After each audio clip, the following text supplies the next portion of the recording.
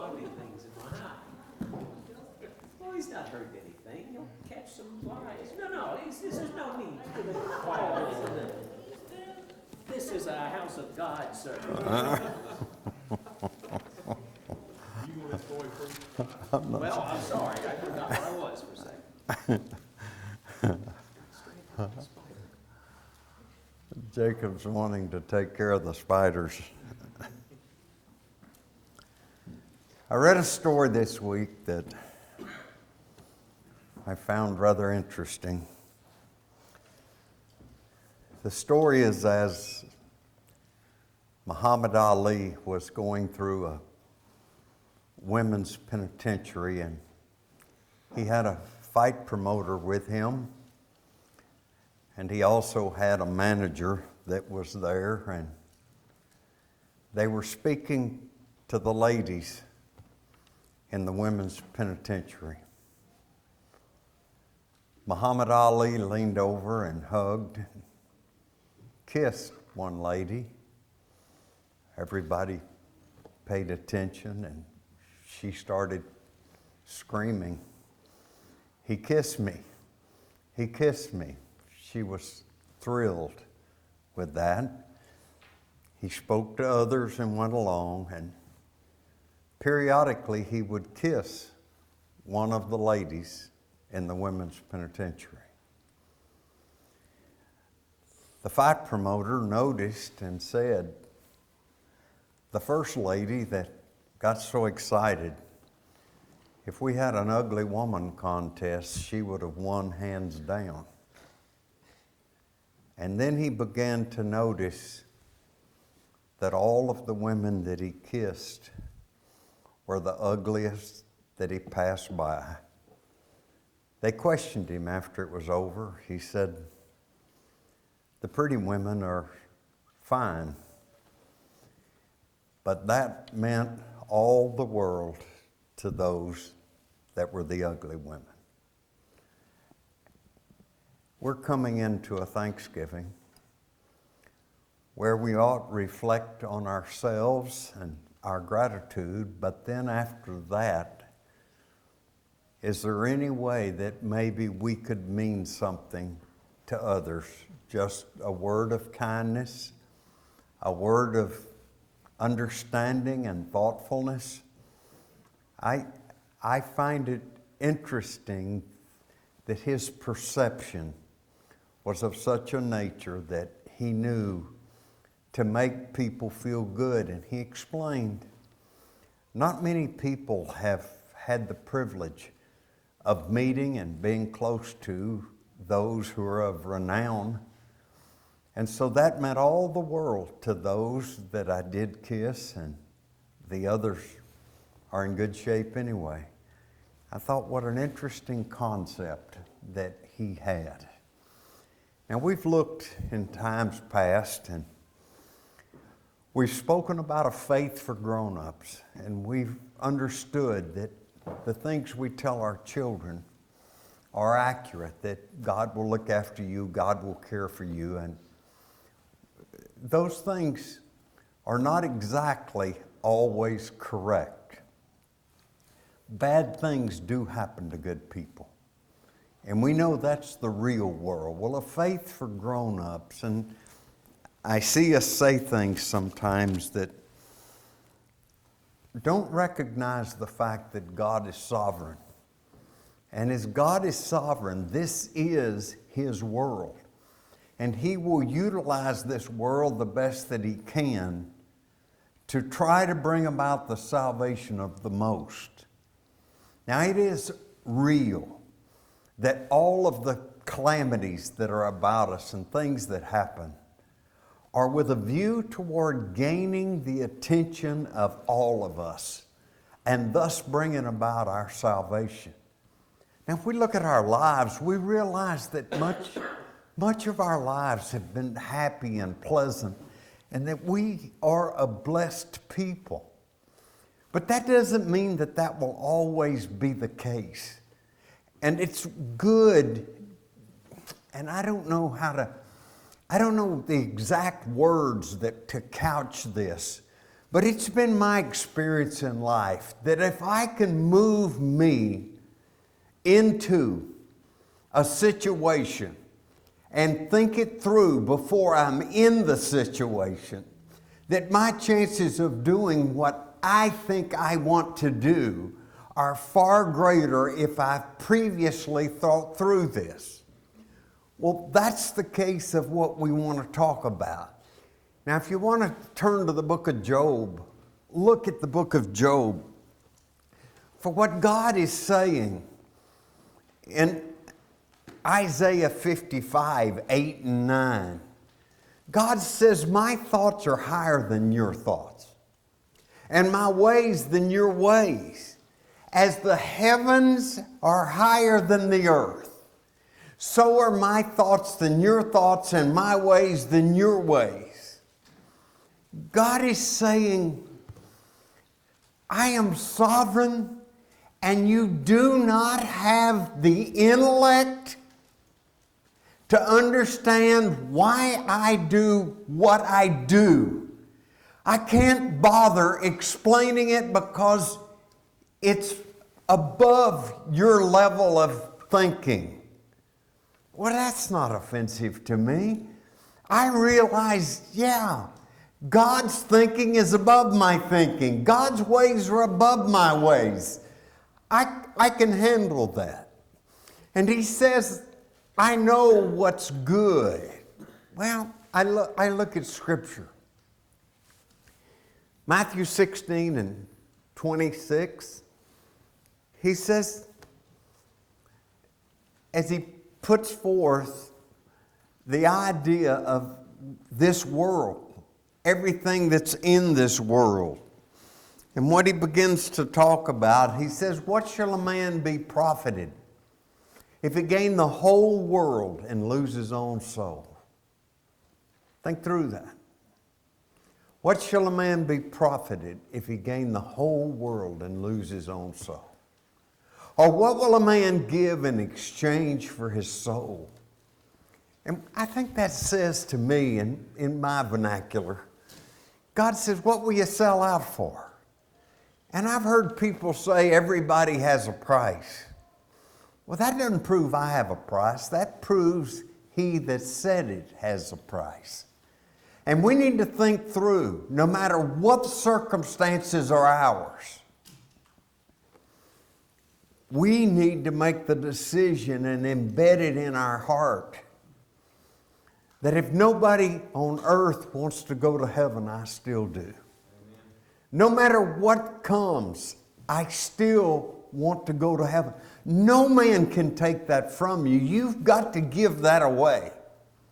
You can make that decision. That's why I look at Scripture, and I've heard numerous preachers preach around 1 John 3:16. You can remember it off of John 3:16. 1 John 3:16. Hereby perceive we the love of God. How do I perceive the love of God? Because he laid down his life for us. Now watch this. Because here's the part that I've heard people preach around. And we ought to lay down our lives for the brethren. Wow. Why? I understand the love of God for me, but lay down my life for the brethren? Lord, that's difficult. And I look at that and I see what he says. I perceive the love of God and I enjoy that because I understand he laid down his life for me. But that doesn't translate into necessarily easily saying I ought to lay down my life for the brethren. But that's what God's saying. And it may be that what's going to be good for the salvation of those that are about me is the laying down of my life. Wow. And I look at that and I'm back to Matthew 16. Jesus said unto them, whosoever will save his life shall lose it. And whosoever will lose his life for my sake, the same shall save it. That's consistent with Matthew 16. And he said to them, if any man would come unto me, let him deny himself and take up his cross and follow me. What is the cross that I am intended to carry? Well, that may tie in with 1 John 3:16. Laying down my life for the brethren. Do I believe God is sovereign now? God is sovereign. Well, but I got all these things that I want to get done. I want to get done. I want to see happen. You know what I hear God saying? I hear God saying to me, Foy, don't bother to try to sit on my throne. I'm sitting on my throne. You haven't the wisdom to replace me on the throne. Such is the nature of, I look at and I see Job. And I realize the story that's Job's. Job was the wealthiest man of the East. Job 1, and we've studied it before, so we'll not study it again. He had 7 boys and 3 girls. All died. He lost his total wealth. He had nothing. And now we're to Job 2, 1 through 6. You look there what he has to say. And that's virtually a repeat. And God says, have you considered my servant Job? He loves right and hates wrong. And he's going to be faithful unto me. Listen to it. All of his life. And Satan said, you've built a hedge around him. You take from him what he has, and he will curse you and die. God said you can have everything he has except his life. Look, as it goes on, starting about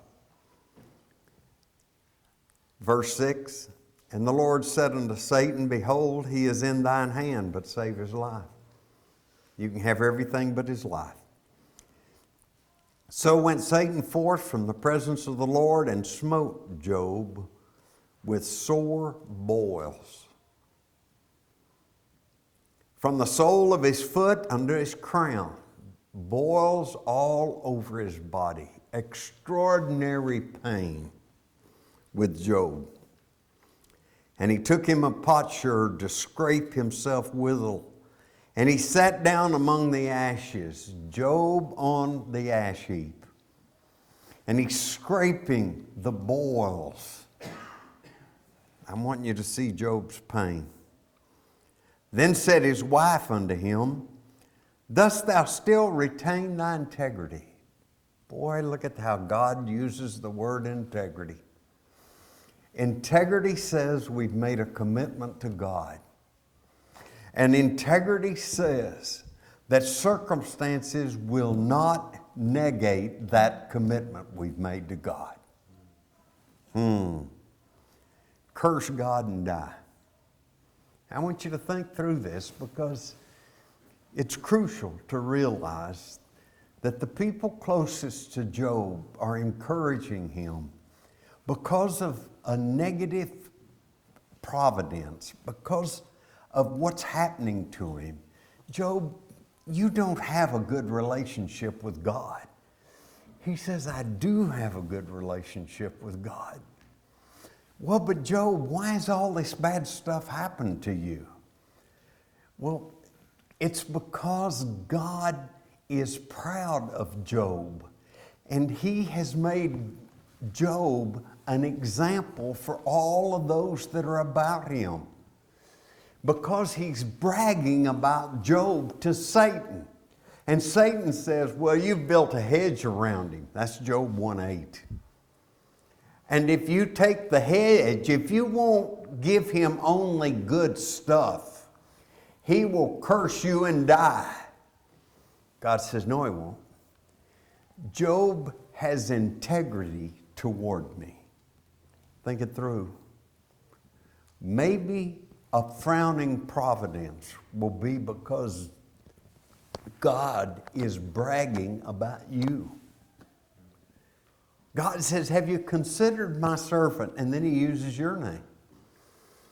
And he said, that man, that woman are loaded with integrity. They will never pull away from me. They've made a commitment unto me that goes deeper than any surface commitment. When that's our commitment, then the likelihood of us being faithful unto death, Revelation 2:10, is really good. We've thought it through in advance. Watch that. Someone close to him, his wife, says, curse God and die. But he said unto her, thou speakest as one of the foolish women speaketh. What shall we receive good at the hand of God, and shall we not receive evil? He said, do we think it's always going to be good and never will we receive anything bad? In all this did not Job sin with his lips.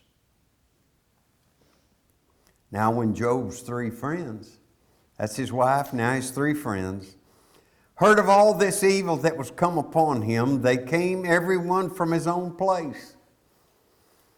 Eliphaz the Temanite, and Bildad the Shuhite, and Zophar the Naamathite. For they had made an appointment together to come to mourn with him and to comfort him. And when they lifted up their eyes afar off, they didn't even recognize him because of all the boils and because of the scraping to get them off. They lifted up their voice and wept. All they could do was cry as they looked at Job. And they rent every one of his mantle and sprinkled dust upon their heads from heaven, toward heaven. So they sat down with him upon the ground 7 days and 7 nights, and none spake a word unto him, for they saw that his grief was very great. They're going to go on to be as critical of Job as was his wife. Curse God and die. God did not promise you and me that everything would be good in our lives. He did promise us eternity with him if we're faithful unto death. Amen. Wow. I've got to get that thought through, God. He said you need it thought through. Because good things happen to bad people, and bad things happen to good people. And you and I have lived long enough that we know that to be a truth. Bad things happen to good people.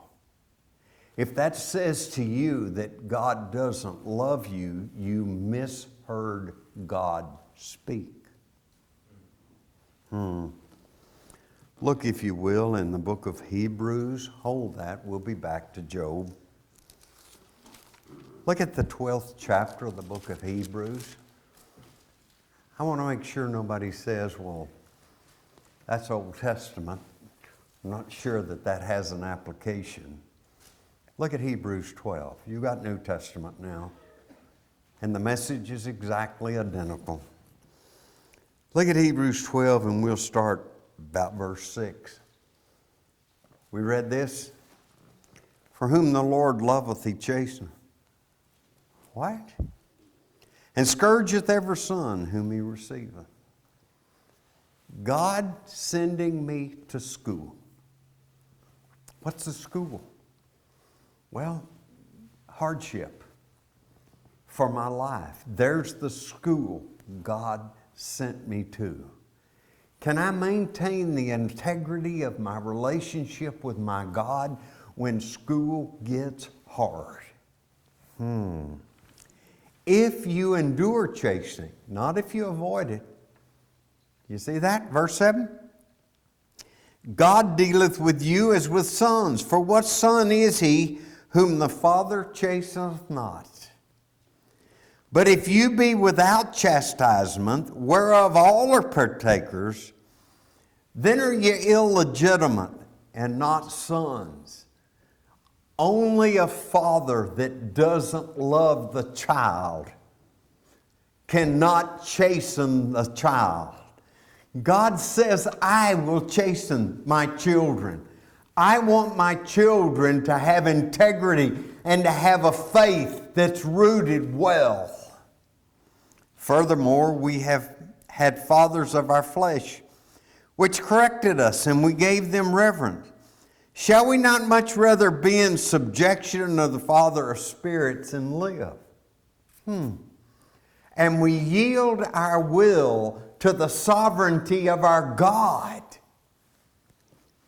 For they verily for a few days chastened us after their own pleasure. But he for our profit. Look at that. God says it will always be for your good. It will always be for your good. As physical fathers, we always intended it for good. But because of our limits, it wasn't always for good. Sometimes we provoked our children to wrath, Ephesians 6:4, rather than that which would be good. But God will only for your good. But he for our profit, that we might be partakers of his holiness. Now no chastening for the present seemeth joyous, but grievous. But afterward it yieldeth the peaceable fruit of righteousness unto them which are exercised thereby. I knew a man that was raised by a single woman that said every time she had to discipline him, she quoted him verse 11. Seems grievous. But afterwards it yieldeth the peaceable fruit of righteousness unto them which are exercised thereby. We want to love ours enough to give them the training necessary to understand the peaceable fruit of righteousness. We don't want that it appear there's no love and therefore we don't care about their growth. Now I'm in Job 3, and I think it's important to see. And I've just given you the outline. We haven't time to read it. But in chapter 3, Job curses the day of his birth, but he never says a word against God. After this opened Job his mouth and cursed his day. Let the day perish wherein I was born, and the night in which it was said, there is a man-child conceived. Said, let that day perish. Job cursed the day of his birth. But then beginning on down in verse 11, and Job says, why wasn't I born dead? I would have rather been born dead. My pain is so great. Why died I not from the womb? See verse 11? Why did I not give up the ghost when I came out of the belly? Why couldn't I have died early? I didn't want to live. And then beginning in verse 20, he says, why can't I die now? I would be better to die. Job curses the day of his birth the day of his growing, but he never loses integrity with his relationship with God. I'm impressed. I'm impressed. If you want to turn over and read the last chapter sometimes today, do it. Because the last chapter is going to tell you that God returned it all back to Job because he never cursed God and died. Brethren, I'm telling you, I'm telling me, and I'm letting you listen, that I want to know the end of the story that God has in mind for me. And I'm hoping that you want to know the end of the story that God has in mind for you.